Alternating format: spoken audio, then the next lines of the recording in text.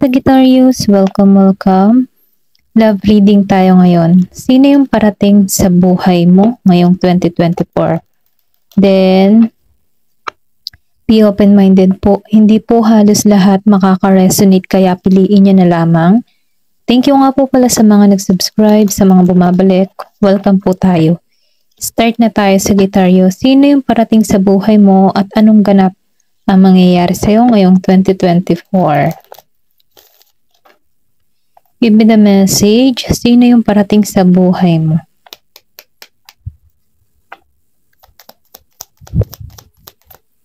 Oh, meron ka ditong snake. Give me more information. Sino yung parating sa buhay mo? Meron ka ditong moon. Give me the message. Sino yung parating sa buhay mo? Meron ditong child. Then, whip. Give me more information. Sino yung parating sa buhay mo? Clover. Okay? Meron ditong biyaya. Merong good fortune. Wow. Ring. Okay? Merong ditong ring. Give me the information. Crossroad. Give me more information. Sino yung parating sa buhay mo? Okay, mais. Okay, meron ditong pinanganak ng 7, 13, 11, 2, 25, 22, and 23. Meron din 32 years old, 25 years old, 22 years old, and 23 years old. Okay? Ang nakikita kong parating sa buhay mo ngayong taong ito ay Aries, Leo, Sagittarius. Meron din ditong Scorpio, Cancer, and Pisces, Gemini, Aquarius, and Libra, and Virgo, Capricorn, and Taurus. Okay? Pwedeng new person to at pwedeng past person. Okay? Ito lang nakikita ko sa snake. Meron dito pinanganak ng Year of the Snake, Year of the Mouse. Then nakikitaan ko dito si snake Aries, Leo, Sagittarius. Itong tao na ito, wais to, okay?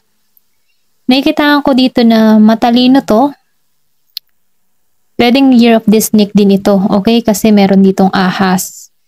Pero ganun pa man nakikitaan ko rin dito na meron kang past person na parating sa'yo na kung saan ito rin yung umahas or may umahas sa connection nyo. Ito lang yung nakikita ko. Kung wala ka namang past person, nakikitaan ko na matalino, matinik, okay? Matinik tong tao na to. Itong parating sa buhay mo. Kasi itong snake, matalino to eh. Kumbaga, tahimik lang tong gumalaw. Gusto nito, once na meron siyang target or ikaw yung mismong target nito, gusto nito, hindi ka nito bibiglayin eh. Magpapla na to, okay? Kasi matalino to eh. Ito lang nakikita kong katangay ng person na to. Pagpaplanuhan ka niya or pwede rin sabihin na tutungo ito sa'yo na yung sigurado na walang hadlang, okay? Walang hadlang sa connection nyo. Then, nafe-feel ko din dito, na yung tipo bang okay na yung stability na to. Ito lang yung nafe-feel ko. Kasi para tong pinoponse na maraming naranasang pagsubok sa buhay pero alam mo yun, tumayo pa rin or nanindigan pa rin. Ito lang yung nakikita ko. Then nakikita ko rin dito, charming tong tao na to. Malakas yung charisma, malakas yung appeal. Then nakikita ko rin dito na masyado nitong kinikare yung sarili niya. Okay? Kung isang babae to, at ikaw ay lalaking nanonood, nakikita ko dito yung pagiging nitong passionate or sabihin natin na malakas yung appeal nito eh, malakas yung alindog, ganun. Ito lang yung nakikita ko. May pagka-sexy to, okay? Ayan. Dito, sa moon. Dito sa moon, nakikita ko dito, Scorpio, Cancer, and Pisces yung patungo sa'yo. Nafe-feel ko dito, kung kilala mo to, malalim na kasi yung emotion. Or pwede rin sabihin na meron itong lihim na pagtingin sa'yo, okay? Nakikitaan ko kasi dito yung ano eh, yung lihim nito. Kumbaga, itong tao nito, sa'yo lang to nakapokus eh. Kumbaga, ikaw yung kanyang target or pwede rin sabihin na itong tao nito ay masyadong curious sa'yo, okay? Pwedeng ito yung bago, new person. Kasi nakikitaan ko dito yung secret eh, secret admirer. Nausan, lagi na tong nakamasid sa'yo, pero maybe hindi mo to napapansin tong tao na to. Pwede rin sabihin sa larangan ng trabaho, sa trabaho mo to, okay? Ito lang yung nakikita ko. Kung meron ka mapapansin na lalaki or babae na madalas nakatitig sa'yo, okay? Meron tong pagtatangi ng lihim sa'yo. Ito lang yung nakikita ko. Then dito, no, sa child, yung iba sa inyo, merong past person na patungo dito, okay? May pagkano to eh, King of Sword. Kumbaga matalino to, pwedeng meron na kayong anak ng tao na to. Or pwede rin sabihin na ito yung gusto niyang mangyari or nakikitaan ka ng tao nito na pwede kang maging mabuting ina, okay? Kung ikaw man ay isang dalaga, nakikitaan ka ng tao nito na ideal woman at pwedeng maging mabuting ina. Ito lang yung nakikita ko. Kasi nakikitaan ka nito na napaka-nurturing mo, then nakikitaan ka nito na may pagka-innocent and pure ka eh. Nagugustuhan ka niya sa pagiging ganun mo, okay? Kasi itong tao nito, marami na rin tong kinaharap na pagsubok sa buhay or pwede rin sabihin na marami na rin tong na-experience or nakasalamuhan na tao. Kaya alam nitong tao na to kung paano magbasa or basahin yung tao kung sino yung karapat dapat para sa kanya, okay? Kasi nakikitaan ka ng tao nito na may pagka-innocent, okay? Meron ditong 13, pinanganak ng 13. Then dito no, sa whip, kung nakikitaan ko dito, no, dalawang tao yung patungo sa'yo. Kung ikaw man isang lalaki, dalawang babae, okay? Ito lang yung nakikita ko kasi nararamdaman ko dito na may pagpipilian ka dito eh. Pwedeng past and new person yung parating sa'yo, okay? Nasa iyo yung decision dito kasi meron ditong crossroad ako nakikita.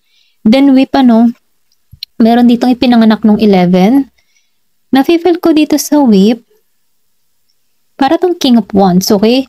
Nakikitaan ko dito na yung pagiging nitong matino or sabihin natin na focus to, once na may ginusto, talagang pinagtutuunan ng pansin. Nakikitaan ko din dito yung pagiging matipuno ng tao na to or kung ikaw or kung babae naman, nakikitaan ko to ng pagiging mayumi or sabihin natin may pagkamahinhin. Pero ganun pa man nakikitaan ko ito na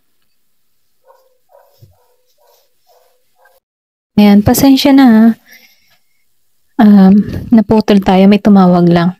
Ayan, nakikitaan ko tong whip na siya yung tipo ng tao na malakas yung charisma, okay? Seryoso din tong tao na to. Para tong King of Wands. Nafe-feel ko dito yung tipo ng tao na hindi to magpapatumpik-tumpik kapag may ginusto talaga tong tao na to. Talagang gagawa ng action. Kasi tong tao na ito talagang action eh. Uma-action. Hindi to mahiyain katulad nitong sa na masyadong emotional or may pagkatorpe. Itong King of Wands, nafe-feel ko dito yung pagkilos talaga nito. A-action to. Meron ditong pinanganak nung 11. Dito sa Clover, meron dito akong nakikita na meron ditong blessing or pwedeng sabihin na suswertehin ka ngayong taong ito. Kasi nakikitaan ko dito na yung mga dream mo or yung kung ano yung minamanifest mo, maging klaro ka lang dito, no? Kasi nakikitaan ko dito na swerte ka sa pagdating sa pera. Madali sa'yo ang pagpasok ng pera. Ito lang yung nakikita ko kasi nakikitaan ko dito na may dala kang swerte, okay? Ito lang yung nakikita ko dito. Meron ditong pinanganak nung 2. Then dito, sa ring, meron dito magbibigay sa'yo ng engagement ring or pwedeng sabihin proposal. Excuse me. Nafe-feel ko din dito, yung new beginning. Kung meron kang inaasahan or mayroon kang iniintay, meron ditong tao na magbibigay sa'yo ng singsing or proposal. Or kung ikaw naman ay isang single, ito yung naghihintay sa'yo. Meron tao ditong nagkakaroon ng interest sa'yo. Na kung saan ito yung gusto niya mangyari. Ayan. Ito lang yung nakikita ko. Meron ditong parating sa'yo na new love. Okay? Pwedeng new person to or pwedeng sabihin past person ano, na kung saan nagkaroon to ng realization, ngayon handa na tong tao na to. Okay? Nabigyan ka neto. Ito talaga yung promise sa'yo. Meron ditong ikakasal.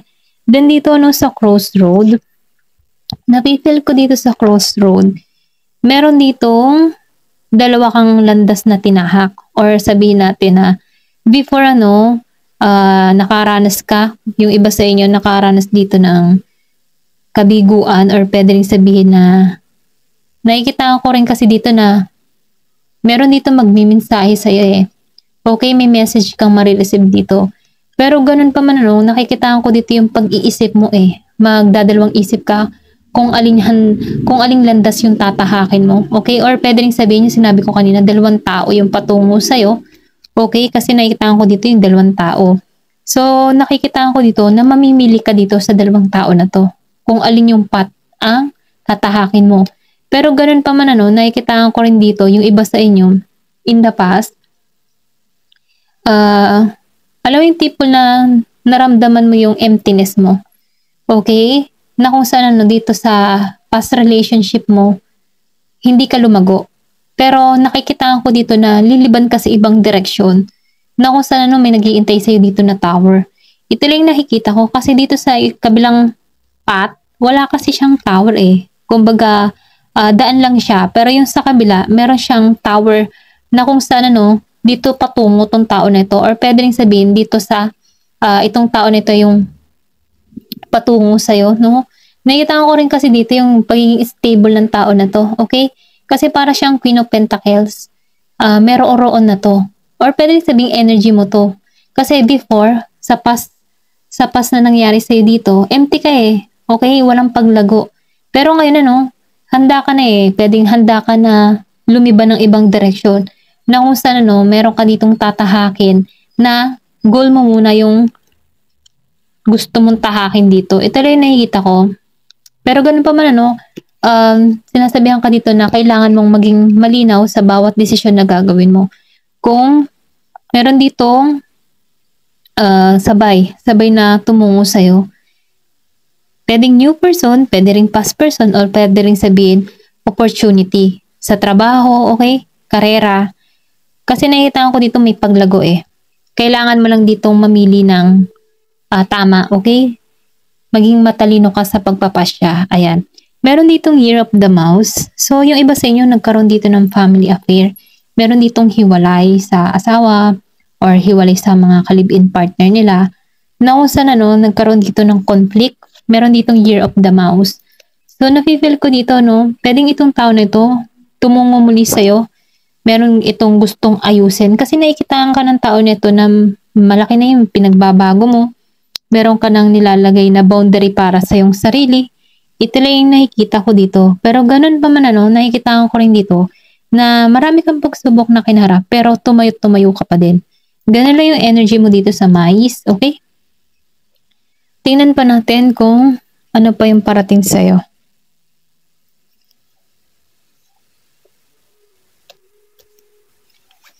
Give me the message. Ano yung mensahe sa'yo?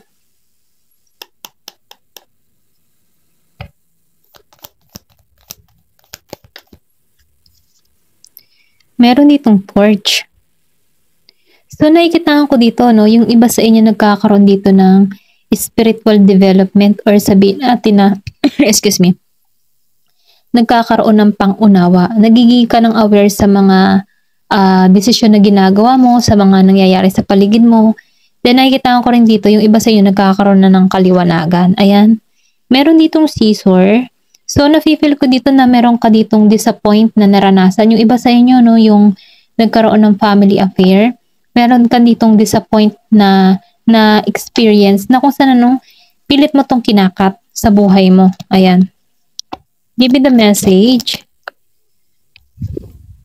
Meron ka ditong courage. So, nakikita ko rin dito, yung iba sa inyo, merong paglalakbay na gagawin. Pwedeng sabihin na mga ibang bansa. Pero ganun pa man, sinasabihan ka dito, sa iyong paglalakbay, susubukan dito yung physical at mental mo. Kasi, sa mental kasi, yun yung emotional mo kung handa ka na ba talaga sa paglalakbay na ito. Pwedeng sabihin may balak ka mag-travel sa ibang bansa or magtrabaho sa ibang bansa, okay? Na kailangan mo itong paglalakbay na ito talaga ay masusubukan ng iyong katatagan, okay? Katatagan ng isipan, katatagan ng iyong katawan, okay? Ito yung mensahe dito. Then dito, no, may hint ka dito. So, sinasabihan ka dito, no, na kapag meron kang mga kailangan or meron kang tulong, or pwede rin sabihin na meron ditong tao na tutulong sa iyong sitwasyon kapag ikaw ay nangangailangan. Kasi nakikitaan ko rin dito na merong gumagabay sa'yo, okay? Dito sa hands, ginagabayan ka sa tamang path na tatahakin mo. Ayan. Give me more information. Meron ditong ball. So, sinasabihan ka dito, no? Do not back down from the position. Show strength and fortitude. Kumbaga, no, sinasabihan ka dito na huwag kang susuko, okay? Kumbaga, tapangan mo, lakasan mo ang loob mo. Dahil, kahit ikay sinusubok dito, kailangan mo lang diyan maging matatag sa pagsubok nito. Kasi nararamdaman ko dito malalampasan mo to. Kung ano man yung mga kinakaharap mong pagsubok, okay? Give me more information. Meron ditong October. So, meron ditong mga gaganap ngayong October, okay? Meron ditong maybe blessing or pwedeng sabihin na merong pag-alis or pwedeng sabihin na may mag-propose sa'yo ngayong October 25, okay? Give more information. Hindi halos lahat ha, piliin nyo na lamang. Then, facts. Meron ditong shrewdness and resourcefulness, especially in business. Kumbaga, no, nafe-feel ko dito, no, na yung iba sa inyo, meron dito may pagka-sneaky energy. Or ganun pa man, ano, sinasabihan ka dito na pag-ingatan mo, lalo-lalo na yung iyong pangkabuhayan, okay? Or kung ano man yung pinagkukunan mo ng pangkabuhayan, no, pag-ingatan, kailangan mo ditong maging matalino. At huwag ka basta-basta magtitiwala sa tao kung meron kang kutob na parang hindi maganda, okay? Kasi nakikitaan ko dito na meron ditong tuso. Tuso lalo-lalo na sa larangan ng pera. Pwedeng isahan ka neto, kaya pinag-iingat ka neto. Give me more information. So, meron ka ditong quill. Get back to the basics. Kumbaga, no, nakikitaan ko dito na babalik ka muli sa umpisa, okay? Maybe yung iba sa inyo, may pagbalik muli sa umpisa. Ayan. Give me the message. Ano pa yung mensahe sa'yo? Meron ka ditong skull. So, nakikitaan ko dito na meron kang sikreto na matutuklasan na kung saan makakaramdam ka dito ng pain. Ayan. Excuse me. Yung iba sa inyo, meron ditong sikreto na matutuklasan. Ayan. Then, lumabas ang fly. Meron dito yung iba, nakakaramdam ng okay, depression. So, pinag-iingat ka dito, sinasabihan ka dito na pangalagaan mo yung iyong kalusugan, huwag ka masyado mag-isip, ano? Kumbaga, hayaan mo na lamang, kahit meron dumaratang na mabigat na problema, sinasabihan ka dito na ipagpasa-Diyos mo na lamang or manalangin ka para malampasan mo itong mga pagsubok na kinakaharap, okay?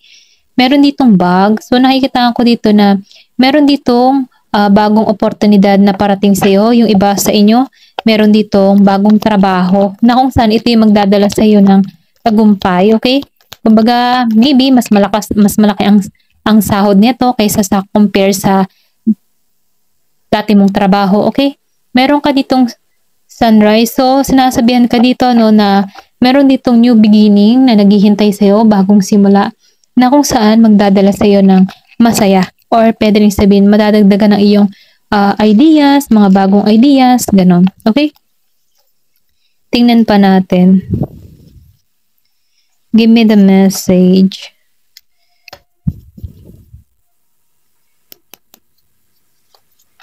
Give me the message. Ano pa yung mensahe? Meron ka dito, the vinyl. Okay? Meron dito nakakaalala sa'yo. Okay? Or pwede rin sabihin, meron kang person dito na mahilig mag-music.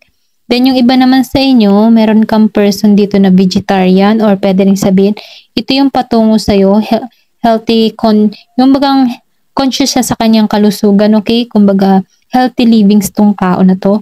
Then nafe-feel ko din dito, no, meron din ditong tao na mahilig magkape. Ayan, yung parating sa'yo. Yung iba naman sa inyo, mapapaikot ang mata sa tao na parating sa buhay nila kasi meron ka ditong past person eh. Okay, mapapaikot ang mata mo. Then, sinasabihan ka dito, no, meron kang din ditong high priestess. So, nakikita ko rito na sundin mo yung intuition mo sa bawat desisyon na gagawin mo. Ayan.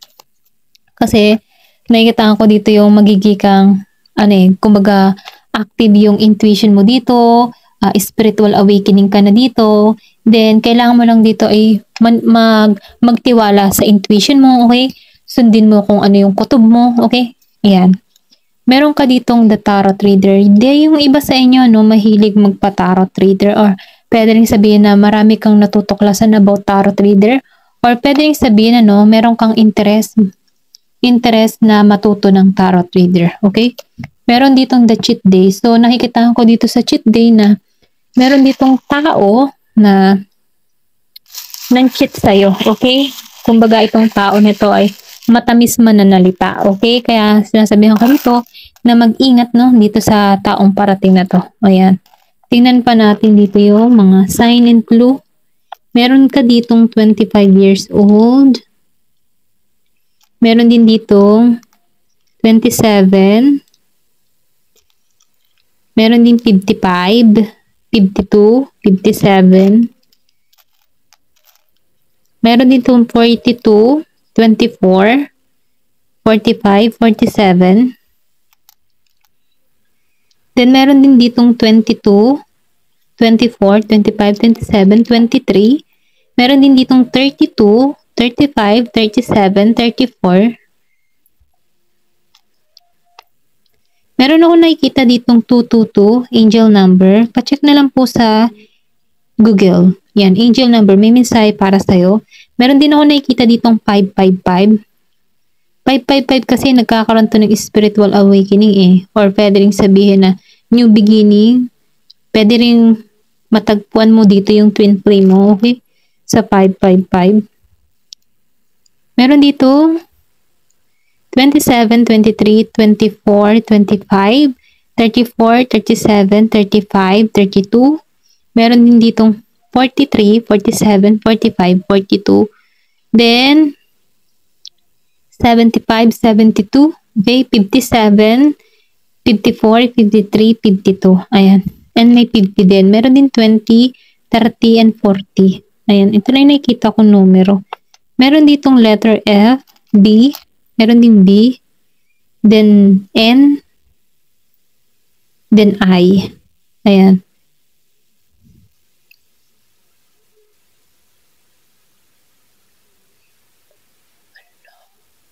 Ay, pasensya na. Meron kasing nakakuskus sa bubong. Ano kaya yun? Meron ditong H.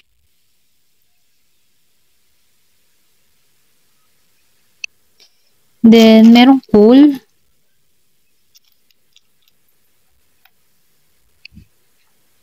Ayan. Meron ditong cross. So, dito sa cross, nakikitaan ko dito na relihiyoso kayo pareho. Okay? Itong patungo sa'yo, relihiyoso. Dalawang cross. Dalawang cross. Then, meron ditong feather. Meron ditong divinely guided. Then, meron din ditong guitar. Okay, may guitar. Meron mahilig mag-gitara. Yung iba sa inyo dito, mahilig sa aso, or may alagang aso. Meron ditong dalawang heart. So, nakikita ko, then meron ditong mahilig sa pusa. Dalawang heart, okay? Kumbaga, magugustuhan mo tong tao na to at magugustuhan ka din niya. Meron ditong letter T.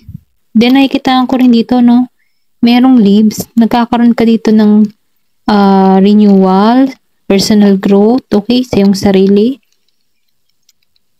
Then, dito, sa flower, kakaroon ka dito ng personal growth. Then, nagigitaan ko rin dito yung pagiging mong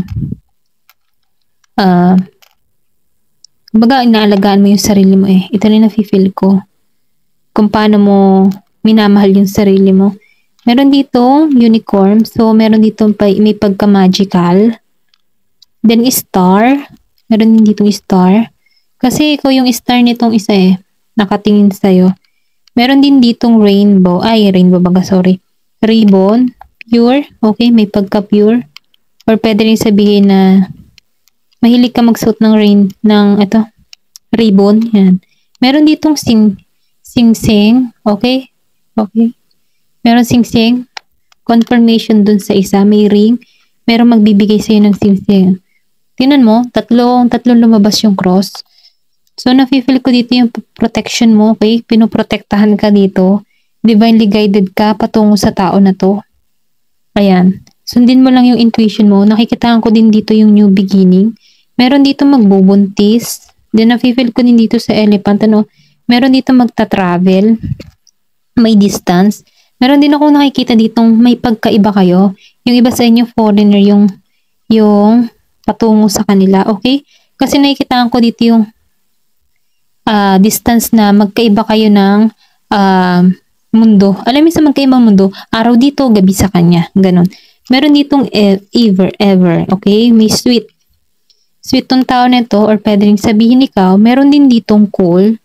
Then, meron din ditong hope, okay? Umaasa to. Then, July. May magaganap ngayong July. Okay? Libra. Meron ding Libra. Patungo. O pwede rin sabihin, itong patungo sa'yo, birthday niya July, okay? Yung patungo sa'yo. Meron ditong proposal. O diba? Meron talaga magpo-propose sa'yo. Ayan. Kung hinihintay mo na yung person mo, may magpo-propose. Then dito, no, sa Sagittarius. Meron din Sagittarius. Ayan.